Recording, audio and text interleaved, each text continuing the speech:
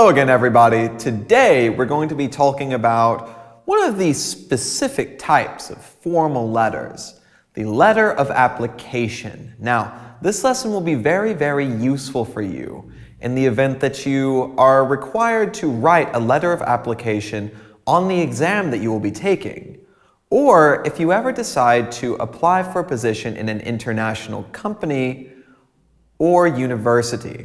And both of these organizations will require both a resume or CV, depending on if the company is is European or American, and a cover letter or letter of application written in English. And this letter will play a large part in determining whether or not you get the job or get the position. And it will depend on the grammar and the spelling that you use, as well as some of the specific vocabulary that you can use to make yourself seem like a more attractive candidate. Now today, we're going to divide our discussion into the following parts. First, we're going to talk about the purpose of writing a letter of application. Why do we even need to do this? Next, we'll be discussing the business format of letters, followed by an analysis of the structure of a letter of application, namely the introduction, the main body, the conclusion, and the closure of the letter. How do we end everything? And we will end with an analysis of the language that we should use in our letters. Basically, what we call positive skill words. First, what is the purpose of writing a letter of application? Well, a letter of application is the letter that will accompany your CV or your resume in any kind of job application with a prospective employer. So this means that the purpose of writing your letter of introduction is as follows. First, you need to introduce yourself to an organization, and also to demonstrate your interest and motivation in this position and in the company, as well as to draw the attention of the employer to your personality and to persuade him or her to invite you to an interview. Now, casually, we say that the point of the letter of application is to fill in the gaps left by your resume or by your CV. Here, this is your chance to explain all those little things you want to in your CV, but you don't have room for, or you just can't fit in. And this is the chance to really let your employer or your prospective employer know who you are as a person. So now we need to decide on the style or the format of our letter. Now, first, the style of an application letter is formal, and this is one of the most formal letters you can write. So you need to make absolutely sure to use all of the appropriate language in this. Now, for format, there are two formats that are widely used to write letters of application. One, what we call block style, which many people prefer, or the second, what we call indented style. So let's look at some examples of application letters. All the information in a block style letter is written flush left. That means no paragraphs are indented. And there is a line between each paragraph that should be skipped. A block-style letter more cleanly separates each one of your points and each one of your paragraphs. And some people think it makes it easier to find the information contained therein. In a letter of the indented type, the address is placed in the right corner of the sheet. The date will be posted below your address before the line is skipped. The greeting to your employer and the address of your employer will be flushed left. However, all of the paragraphs will be indented. Now, let's move on to the structure of the letter of application. It's the same as a formal letter, and it has the following components. First, we have the subject of a letter. Write the abbreviation RE with a colon after it, and that colon is crucial, with a colon after it, and state the position title and the position reference number if it is available. For example, RE News Editor position number 100, or RE Trade Agent. And to open our letter, as we previously discussed, we can use the following forms. Dear Mr. Wilson, Dear Miss Wilson, Dear Mrs. Wilson, Dear Miss Wilson. But if at all possible, try to avoid phrases like Dear Sir or Madam, or Dear Hiring Manager. If it is possible, it is much better to find the name of the person that you are writing to. So these should only be used as a last resort. Now, let's start writing a letter of application together so that you can see more clearly how all of this works. Right now, we have the following opening. English Content Editor. Dear Miss Brighton. Now, let's go on to the main body since we have our introduction. And remember, the main body fills in the gaps of your CV. So in the opening paragraph, we're going to explain who we are, why we're writing, where we found the job. Now, in our second paragraph, we're going to move on to explain about why we are the best candidate for the position, writing about our education and our work experience and how the company will benefit from hiring us instead of some other guy. And in the third paragraph, we're going to provide a short summary of personal strengths, qualities, and experience. Now, all of that theory is well and good, but let's do this together. Let's write the main body of our letter together so that you can see more clearly how all of this works. And for our letter, we've chosen the intended style of writing, which means that we will have clean separations between our paragraphs and we will not indent the first line of each paragraph. So, let's take a look. With great enthusiasm, I am writing to apply for the above position as advertised on the website career.com. I would welcome the opportunity to work in such a dynamic and multicultural company. My employment background includes valuable experience of working in the quality newspaper The Echo in Cardiff, where I had lived for a long time before moving to Hong Kong. Among my responsibilities were writing numerous creative articles on cultural and educational topics, checking manuscripts, and proofreading the column Traveling and Tourism. I was handling a team of 10 members and gained the experience of working as part of a team, the common task of which was to reach a set goal under the pressure of deadline or to think out creative ways to complete the task even when there were no obvious solutions available. Here I'm explaining my work experience. What did I do in the past, and why does it make me good? Next, I completed my education with an MA in Journalism and Mass Communication at Cardiff University. Being quite an ambitious and enterprising person, I'm inclined to improve my skills and knowledge in the journalism sphere all the time. Therefore, I completed the online course for the Certificate in Creative Book Publishing, as well as received a George Brown's College's Certificate in Editing. Here, I've explained my education and why my education also makes me suitable. If you notice, I've also expressed a desire to keep improving myself and to keep learning. This looks very, very attractive to employers, and it's something that you should include.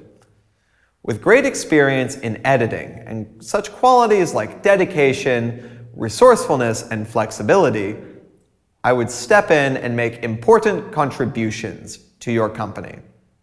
Now that's it. That last paragraph is just explaining why I'm a good employee. What personal attributes about me make me suitable, more suitable than the other guy. Now that's it with the main body. And it's time for us now to move on to writing our conclusion. Now, the conclusion of a letter of application is incredibly important. Here, I will not say that any part of this letter is more important than any other part, because they are all critical. But the conclusion is where you'll perform a number of tasks which will be necessary if you want to be interviewed. First, in a conclusion, you should show your appreciation of the possibility for an interview. Thank them for the potential opportunity, even thank them for their time reading the email. This sounds very, very polite, and it's very pleasing when people read this. Next, mention your attached CV. They may not notice that there is a CV attached, and, well, even if they do notice, it looks very professional to see something like attached is my CV. Again, nothing complicated here. Just mention that your resume is with the letter. Finally, express the request to contact you at the given email address or phone number. Here, you are providing them your contact information, and you are providing them the information that you are very, very willing, even excited to accept their contact. So, in our case, the conclusion of our letter would look something like this.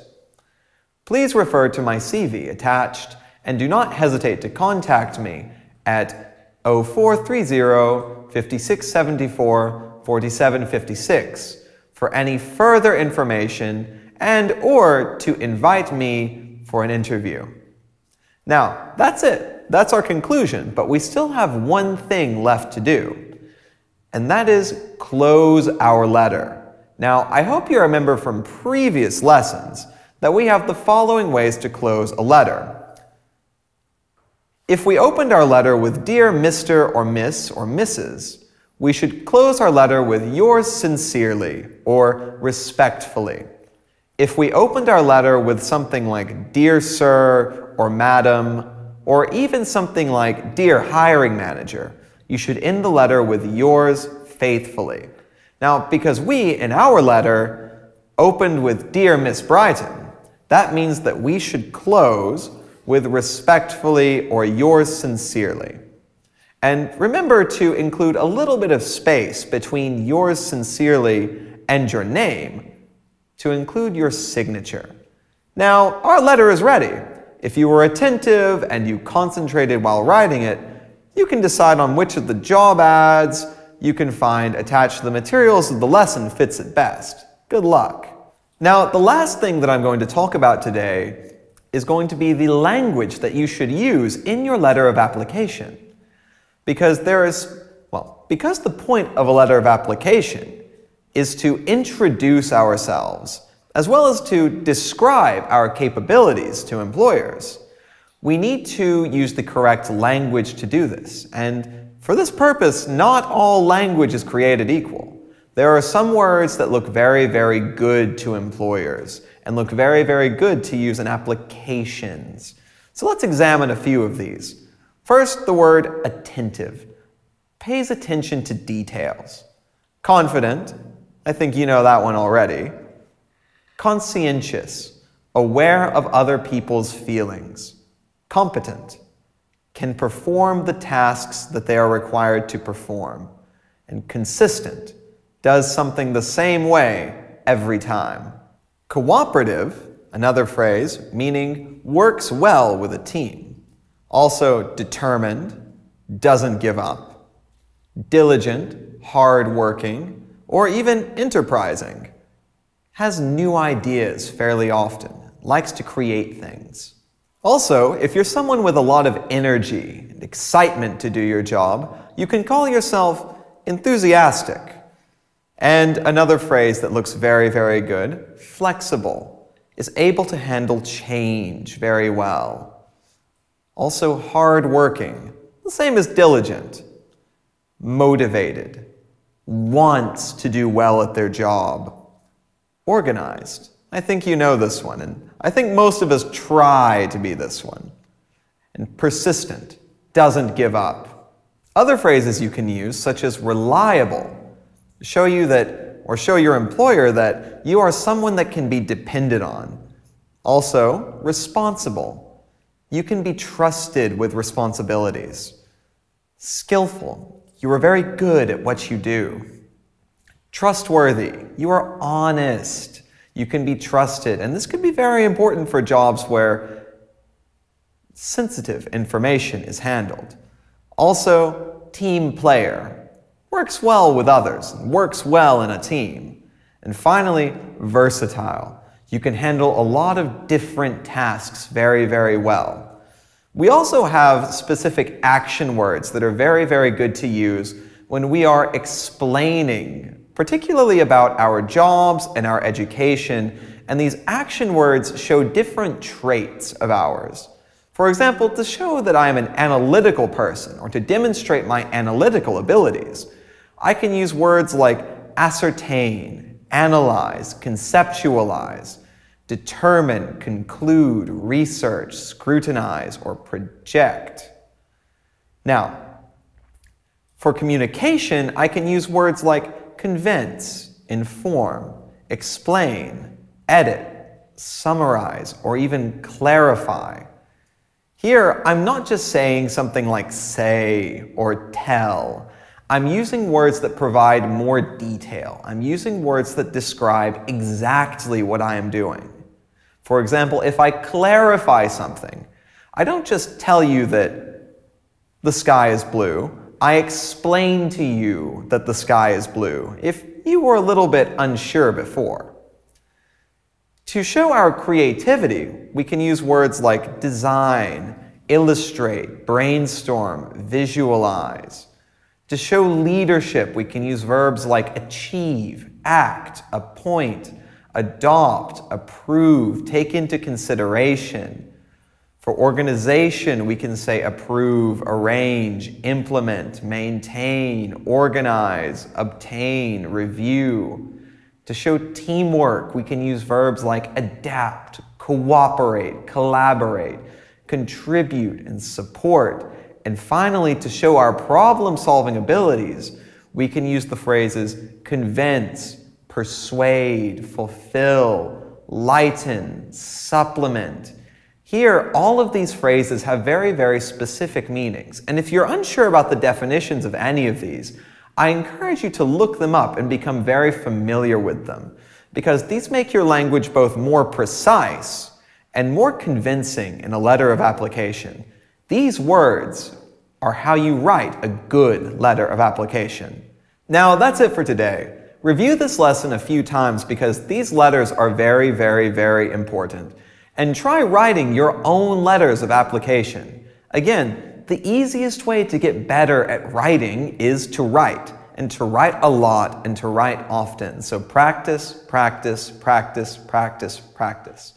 And it may also be helpful for you to compare this letter to the previous letter of complaint that we wrote earlier, so that you can see the differences in vocabulary and in sentence structure that are used, as well as the differences in format and how the letter itself is laid out. And also be sure to learn the words, all of these positive action adjectives and positive action words that we have discussed previously. So, review everything, know it, because this stuff is important. I'll see you in the next lesson.